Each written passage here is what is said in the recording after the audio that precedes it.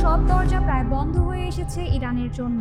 সময় ফুরিয়ে আসছে, শেষ হচ্ছে পুতিনকে দেওয়া ট্রাম্পের 12 দিনের আলটিমেটাম। এবার সরাসরি সংঘাতের পথে হাঁটছে রাশিয়া ও ইরান।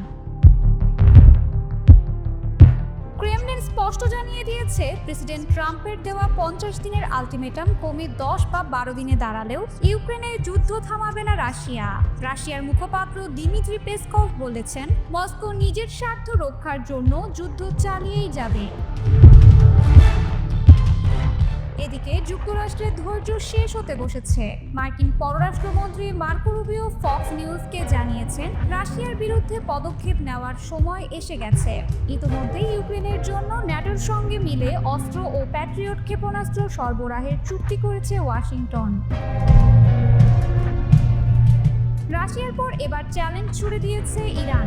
মার্কিন হামলায় পরমাণু স্থাপনা ক্ষতিগ্রস্ত হলেও আবারও সমৃদ্ধকরণের পথে হাঁটছে তেহরান।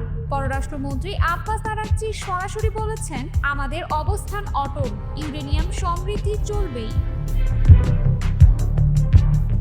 ফক্স নিউজকে দেওয়া এক সাক্ষাৎকারে আরাগচি বলেন, হিজবুল্লাহ, হামাস ও হুথিদের প্রতি সমর্থন অব্যাহত থাকবে।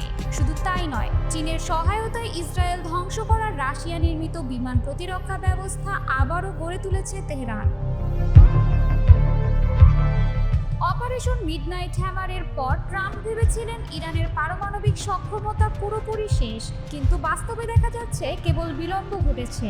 আন্তর্জাতিক পরমাণু শক্তি সংস্থার হিসাবে এখনও নিখোঁজ রয়েছে 400 কেজির বেশি সমৃদ্ধ ইউরেনিয়াম। বিশ্লেষকদের মতে এই মজুদ দিয়েই তৈরি হতে পারে দ্বিতীয় বিশ্বযুদ্ধের শেষ দিকে হিরোশিমায় ফেলা লিটল বয়ের মতো একাধিক পারমাণবিক বোমা। ইরান ইতিমধ্যেই ফোর্দো ও ইস্পাহানের স্থাপনায় ফের প্রবেশের চেষ্টা করছে। এর আগে ইরানের পারমাণবিক সংস্থার মুখপাত্র বেহরুজ কামালভান্ডি জানিয়েছিলেন, আরও একটি গোপন সমৃদ্ধকরণ কেন্দ্র আছে যা হামলা থেকে অক্ষত থাকতে পারে। সেটি এখন তেহরানের শেষ ভরসা। ট্রাম্প অবশ্য হুঁশিয়ারি দিয়ে রেখেছেন, ইরান যদি ফের সমৃদ্ধি শুরু করে তবে আবারও ভয়ঙ্কর হামলা চালানো হবে। কিন্তু চীনের সহায়তায় ইরানের আকাশ প্রতিরক্ষা এখন আগের চেয়ে শক্তিশালী, ফলে নতুন হামলার ঝুঁকি আগের তুলনায় অনেক বেশি। ইসরায়েলও প্রস্তুত আছে, তবে ট্রাম্পের সঙ্গে করা যুদ্ধবিরতির শর্ত ভঙ্গ না করার জন্য অপেক্ষা করছে। কিন্তু বিশ্লেষকরা বলছেন, এই সুযোগকে কাজে লাগিয়ে নিজেদের পুনর্গঠন করছে তেহরান।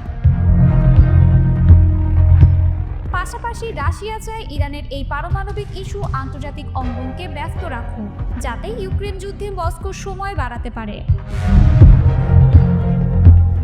অতএব পরিস্থিতি ক্রমশ সংঘর্ষের দিকে এগোচ্ছে।